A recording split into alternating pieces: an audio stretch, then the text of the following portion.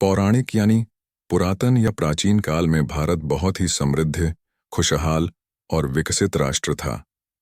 प्राचीन काल की महिलाओं को हर तरह की स्वतंत्रता प्राप्त थी। हालांकि उस काल में सुंदर महिलाओं के साथ जीवन के कई खतरे भी जुड़े हुए थे।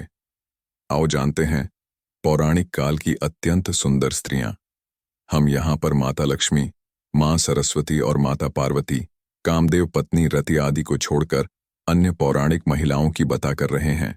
अहिल्या, अहिल्या की कथा का वर्णन वाल्मीकि रामायण के बालकांड में मिलता है।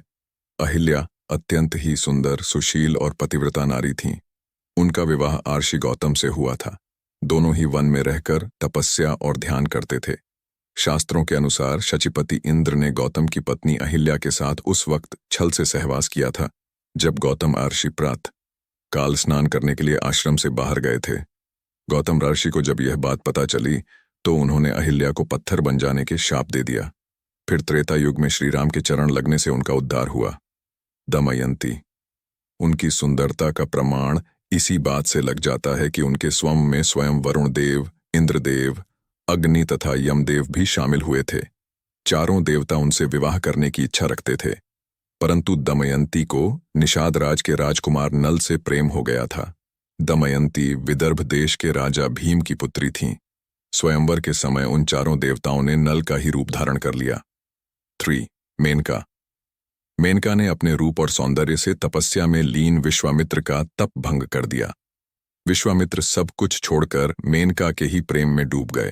मेनका से विश्वामित्र ने विवाह कर लिया और मेनका से विश्वामित्र को एक सुंदर कन्या प्राप्त हुई जिसका नाम शकुंतला रखा गया। शकुंतला छोटी ही थी, तभी एक दिन मेनका उसे और विश्वामित्र को छोड़कर फिर से इंद्रलोक चली गई।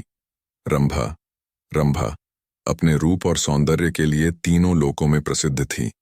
यही कारण था कि हर कोई उसे हासिल करना चाहता था। रामायण काल में यक्षराज कुबेर के पुत्र नल कुबेर की पत्नी के रूप में इसका उल्लेख मिलता है। रावण ने रंभा के साथ बलात्कार करने का प्रयास किया था, जिसके चलते रंभा ने उसे शाप दिया था। कहते हैं कि रंभा का प्रकट्य समुद्र मंथन से हुआ था। उर्वशी, एक बार इंद्र की सभा में उर्वशी के नृत्य के समय राजा पुरुरवा उसके प्रति आकृष्ट हो गए थे, जिसके चलते उसकी ताल बिगड़ गई थी।